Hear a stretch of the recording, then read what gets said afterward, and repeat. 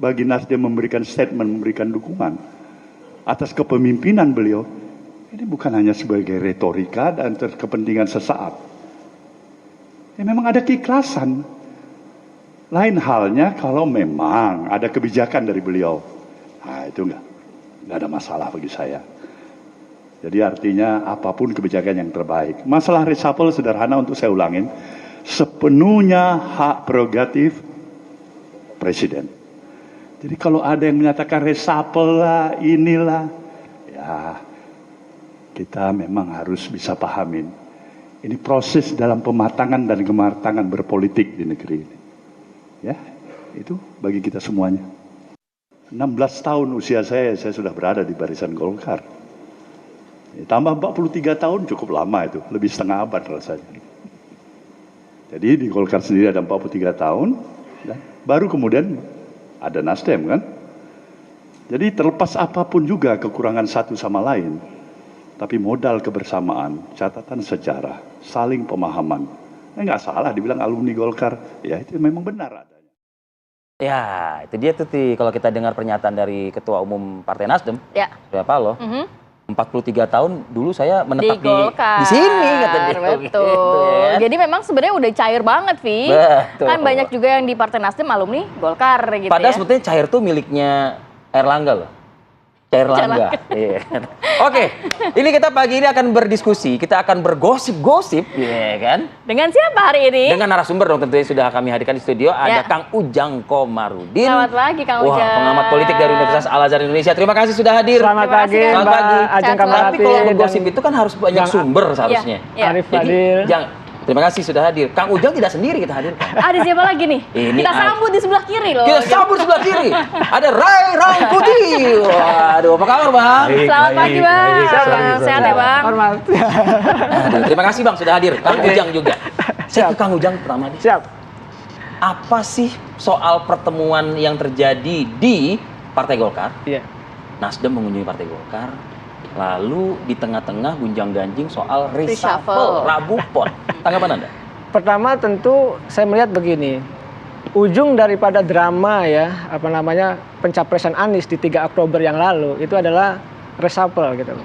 Tetapi kan ini sudah selesai ketika Pak Surya Paloh bertemu dengan Pak Jokowi di Kamis yang lalu. Iya. Itu ada deal lah ya, ada kompromi-kompromi yang Hidden kita agenda tidak tahu itu lah ya. ya. Nah, yang menarik adalah saya melihat begini. Nasdem itu belum juga punya format koalisi. Walaupun mereka mengatakan masing-masing kan sudah mencapreskan Anies kan? tapi koalisinya belum terbentuk, belum terbangun. Koalisi perubahan itu baru nama. Jadi secara hitam di atas putih itu belum. Jadi piagam koalisi belum terbentuk Jadi antara. Nasdem masih cari muara baru gitu. Ya, saya rasa begini, politik itu menjaga segala kemungkinan, Pak. Jadi kan begini, kalaupun nanti skemanya Nasdem, PKS, Demokrat itu mengusung Anies, katakanlah dengan pasangannya gitu ya. Tetapi kan nanti kalau capres-cawapresnya banyak atau 3 sampai 4 pasangan misalkan, itu kan memungkinkan putaran kedua.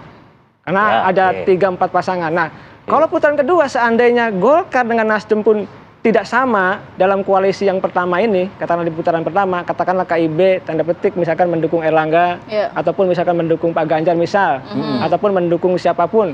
Lalu di saat yang sama ada koalisi perubahan Nasdem, PKS, Demokrat, artinya berbeda. Tetapi kan putaran kedua bisa ketemu, kan kita tidak tahu. Yang kedua, saya melihat mereka keluarga besar. Jadi ya karena keluarga besar ya membangun persepsi yang sama terkait dengan politik Indonesia ke depan. Ramai di pemberitaan Kang Ujang, Bang Rey juga. Kurang lebih kalimatnya seperti ini. Surya Paloh bertamu ke markas Golkar, bahas koalisi bareng Erlangga. Lalu di media yang berikutnya, usai bertemu Erlangga di markas Golkar, Surya Paloh mungkin KIB gabung koalisi Nasdem, katanya begitu. Tanggapan Anda? Tidak, saya begini, konstruksi politik saya yang mengatakan analisa, KIB ini mohon maaf ya, saya tanpa merendahkan ya senior-senior di KIB, ini pemiliknya Pak Jokowi, dibentuk atas restu Pak Jokowi. Makanya Pak Erlangga mengatakan ketika HUT 58 Golkar yang lalu bahwa soal capres itu menunggu arahan Pak Jokowi, itu clear. Dan ada simbol-simbol yang dimiliki Golkar yang bahwa itu milik Pak Jokowi apa? Ketika HUT Golkar yang lalu, Pak Jokowi hadir dari awal sampai akhir loh. Itu simbol bahwa mengatakan bahwa ini partai milik saya. Ya. Yang kedua ada simbol yang lain, ada Pak Luhut, ya kan? Pak Luhut silahkan berdiri, ya kan? Ya itu simbol juga bahwa di sini ada orang saya. Ya ini menandakan bahwa Golkar itu dari dulu saya analisa dari pasca reformasi, mohon maaf, pemiliknya itu RI 1. Oke. Jadi sebenarnya KIB itu ditentukan oleh RI 1 RI oleh 1. presiden, Oke. bukan oleh yang lain. Saya mau ke Bang Rey, kalau Siap. misalnya Golkar ini milik RI 1 saat ini Pak Jokowi, sebelumnya juga Surya Paloh bertemu juga Pak Jokowi di istana. Tepat juga nih Rabu Pon kan kemarin ya. Ada hubungannya nggak sih sama reshuffle Ada kabinet? korelasinya. Pertemuannya ada nggak kalau Abang lihat? Ya, kalau saya dari kemarin-kemarin mengatakan nggak akan ada reshuffle pada hari Rabu Pon itu. Oh, oke. Kenapa? Ya, saya tidak melihat gelagatnya. Gitu. Kan oleh karena itu memang nggak ada kan, meskipun bilang Rabu Pon. Dan di sini seingat saya mengatakan sampai Maret kok ini. Jadi ya Januari mungkin nggak kosong, ya mungkin di Februari, Maret. Tapi selepas Maret nggak ada, jangan berharap lagi ada reshuffle. Artinya ada adem ini. Iya. Oke. Nah, kenapa adem? Tadi udah disebutkan oleh Bung Ujang ya.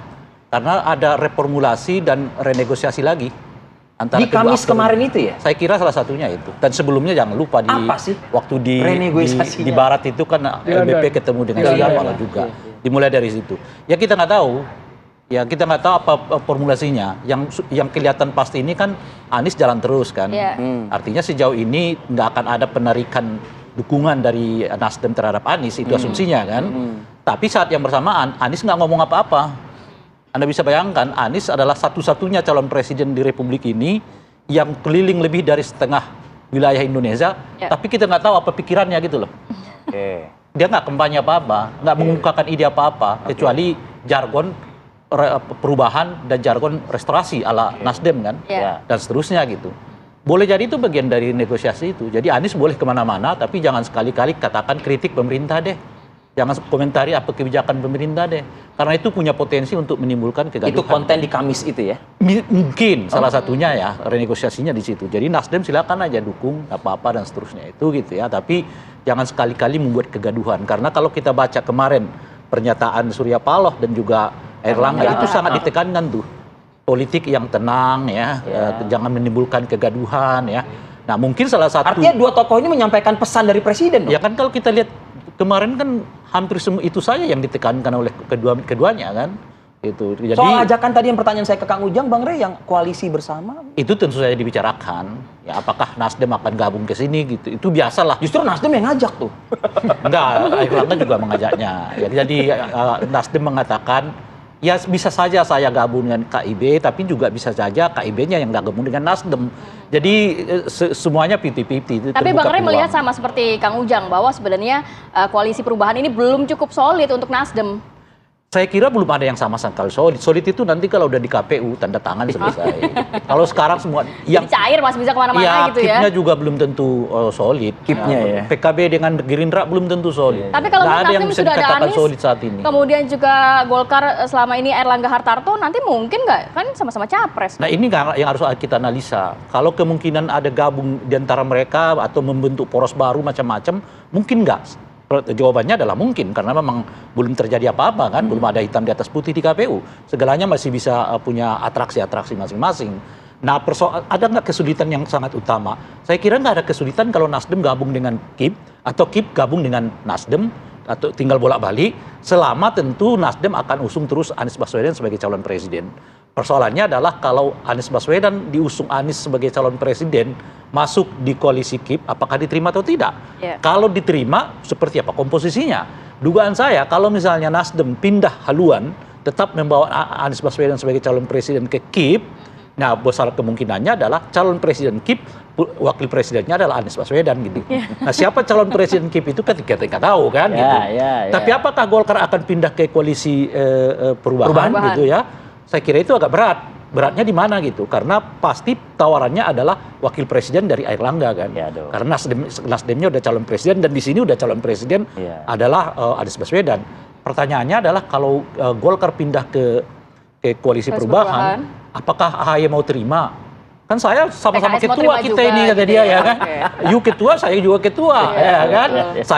Partai saya sudah pernah jadi pemenang pemilu loh, pemenang dalam pengertian presidennya ya. Terus legislatifnya tidak gitu. Anda kan ikut kita dulu gitu. Nah, untuk saatnya lah kemudian Golkar ikut kembali ke AHY gitu. Tapi apakah AHY mau terima Airlangga terima AHY sebagai calon presiden gitu. Jadi kalau dilihat kalkulasinya jauh lebih potensial Nasdem ketemu dengan KIP dibandingkan Golkar ketemu dengan koalisi perubahan ya.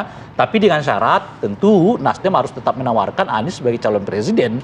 Tapi apakah di finalnya sebagai calon presiden? Belum tentu. Saya kira itu bukan harga mati bagi Nasdem. Saya kira ya. Artinya posisi NKRI 2 pun masih dimungkinkan oleh Nasdem untuk Anies. Pertanyaannya, apakah Anies pribadi mau dicalonkan sebagai calon wakil presiden di koalisi manapun? Itu pertanyaannya tentu. Oke. Mungkin ada tanggapan juga dari Kang Ujang ya. Tapi usai jeda ya Kang. Kita jeda dulu. Sejenak kami akan kembali lagi. Siap, Bang Adi Fadil.